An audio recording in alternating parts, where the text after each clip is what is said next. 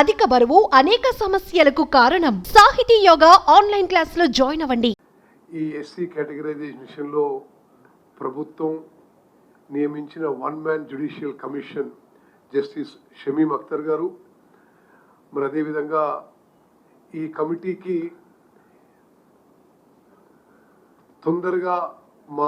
తొందరగా మెటికులస్గా సిస్టమేటిక్గా కాంపిటెంట్గా పని పూర్తి చేసినందుకు నిరంతరం కృషి చేసిన సీనియర్ ఐఏఎస్ ఆఫీసర్ శ్రీధర్ గారు, ఈ కమిటీ సభ్యుడు కాదు కానీ మా మిత్రుడు పార్లమెంట్ సభ్యుడు బలరాం నాయక్ గారు, మరి మేమందరం కూడా ఒక హిస్టారిక్ ఒకేజన్ పై మేము ముందుకు వస్తున్నాం.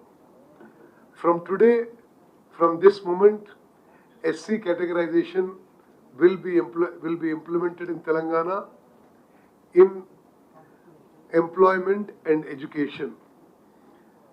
ఆ విషయంలో జియో విడుదల చేసి ఆ జియో మొదటి కాపీ గౌరవ ముఖ్యమంత్రి గారు రేవంత్ రెడ్డి గారికి అందజేసి మేము మీడియాను ఉద్దేశించి మాట్లాడుతున్నాం. ఈ ఎస్సీ కేటగరైజేషన్ విషయంలో నా సుదీర్ఘ రాజకీయ జీవితంలో చాలాసార్లు ఎమ్మెల్యేగా, ఎంపీగా, గత ఆంధ్రప్రదేశ్లో క్యాబినెట్ మంత్రిగా, అనేక సంవత్సరాలు రాష్ట్ర కాంగ్రెస్ పార్టీ అధ్యక్షునిగా, పార్లమెంట్ సభ్యునిగా, మళ్ళీ ఇప్పుడు మినిస్టర్గా ఈ ఎస్సీ కేటగరైజేషన్ విషయం all parties had always supported in the assembly and outside, but ఎవరు కూడా దీన్ని ముందుకు తీసుకుపోలే. శాసనసభలో తీర్మానం చేసే వరకే ఈ ప్రక్రియ గతంలో నిలిచిపోయి ఉండేది. మరి మా ప్రభుత్వం ఏర్పడిన తర్వాత సుప్రీంకోర్టు ఆదేశాలు ఎస్సీ కేటగరైజేషన్ విషయం రాష్ట్రాలకి అధికారాలు ఇస్తూ ఈ ఎస్సీ కేటగరైజేషన్ విషయంలో ముందుకు పోయే విధంగా సబ్ క్లాసిఫికేషన్ అనే పదం వాడడం జరిగింది. సుప్రీంకోర్టు జడ్జిమెంట్ ఇచ్చిన 2-3 గంటల్లో గౌరవ ముఖ్యమంత్రి రేవంత్ రెడ్డి గారు, ఉప ముఖ్యమంత్రి భట్టి విక్రమార్క గారు, మేమందరం కూడా మా హర్షం శాసనసభలో ప్రకటించి we will go forward as per Supreme Court judgement and directions అని తెలంగాణలో దళితులందరికీ స్పష్టమైన హామీ ఇవ్వడం జరిగింది. దీన్ని ద వే ఫార్వర్డ్ తీసుకుపోవడానికి గౌరవ ముఖ్యమంత్రి రేవంత్ రెడ్డి గారు ఒక క్యాబినెట్ సబ్ కమిటీ వేయడం జరిగింది.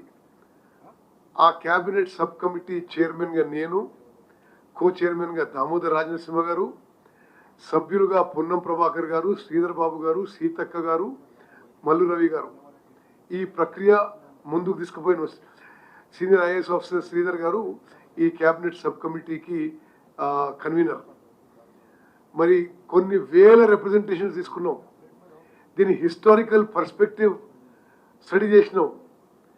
ఇప్పుడే కొంత అమల్లో ఉన్న పంజాబ్, హర్యానా, తమిళనాడు రాష్ట్రాలని సందర్శించి అక్కడ ఎట్లా జరుగుతుందో కనుక్కోవడం జరిగింది. రాష్ట్రంలో ఈ విషయంలో ఎవరు మమ్మల్ని వచ్చి కలిసి రిప్రజెంటేషన్ ఇవ్వదలుచుకున్నా యాక్సెప్ట్ చేసి అది స్టడీ చేయించినాం. మరి ఆ తర్వాత మేము ఒక మేజర్ స్టెప్ ఫార్వర్డ్లో ఆగస్ట్ 2024 ఫస్ట్న ఒక స్పష్టమైన ప్రకటన ఇచ్చినాము. ఇప్పటి నుంచి ఈ ఎస్సీ కేటగరైజేషన్ విషయంలో తుది నిర్ణయం జరిగే వరకు ఏ నోటిఫికేషను, గవర్నమెంట్ ఎంప్లాయ్మెంట్ నోటిఫికేషన్ మా ప్రభుత్వం ఇవ్వబోదు అనే ఒక నిర్ణయం ప్రకటించి ఆ రోజు నుంచి ఈ రోజు వరకు ఒక్క నోటిఫికేషన్ కూడా ఇవ్వలేదు. ఈ కేటగరైజేషన్ ఈ రోజు నుంచి లాగు అవుతుంది. మేము సబ్ కమిటీగా రేపు ఉన్నతాధికారులతో సమావేశమై రాష్ట్రంలో ఉన్న వేకెన్సీస్ అన్నీ కూడా తీసుకొని ఆ వేకెన్సీస్ మేరకు వేగవంతంగా నోటిఫికేషన్లు ఇవ్వడం, ఎస్సీ కేటగిరీని వర్తింపజేస్తూ మరి అది ఎంత తొందరగా అవి నింపే ప్రక్రియ అనే వార్ ఫుటింగ్ యుద్ధ ప్రాతిపదిగా ఎస్సీ కేటగిరైజేషన్ అమలు చేస్తూ ముందుకు పోతామని చెప్పి రాష్ట్ర ప్రజలందరికీ కూడా స్పష్టమైన హామీ ఇస్తున్నాం.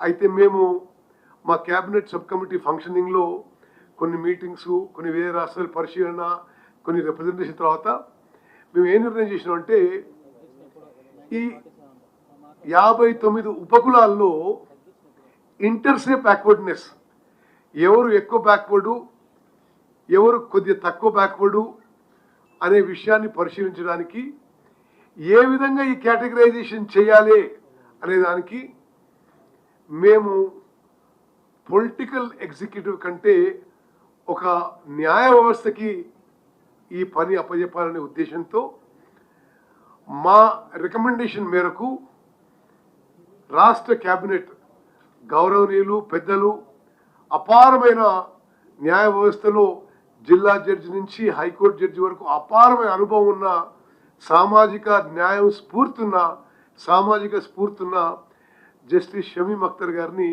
1 మ్యాన్ జ్యుడిషియల్ కమిషన్గా ప్రభుత్వం నియమించింది.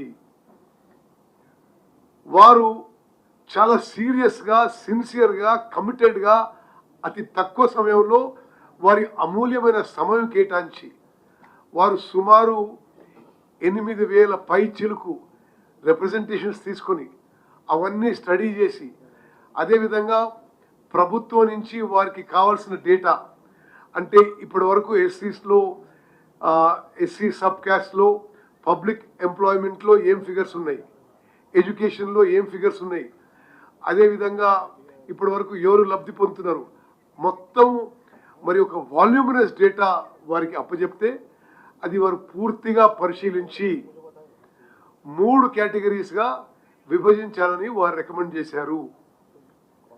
గ్రూప్ 1 కింద కొన్ని ఉపకులాలు, గ్రూప్ 2 కింద కొన్ని ఉపకులాలు, గ్రూప్ 3 కింద కొన్ని ఉపకులాలు. ఏ గ్రూప్కి ఈ 15%లో ఎంత ఇవ్వాలనేది కూడా వారి నిర్ణయం మేరకు ఇవ్వడం జరిగింది. గ్రూప్ 1కి 1%, గ్రూప్ 2కి 9%, గ్రూప్ 3కి 5% అని పూర్తిగా వారి రికమెండేషన్ మేరకు మరి మా క్యాబినెట్ సబ్ కమిటీ క్యాబినెట్కి మరి రికమెండ్ చేయడం జరిగింది. క్యాబినెట్ దాన్ని ఆమోదించింది. సుమన్ టీవీలో మీ పర్సనల్ అండ్ బిజినెస్ ప్రమోషన్స్ కోసం కింది నెంబర్కి కాంటాక్ట్ చేయండి.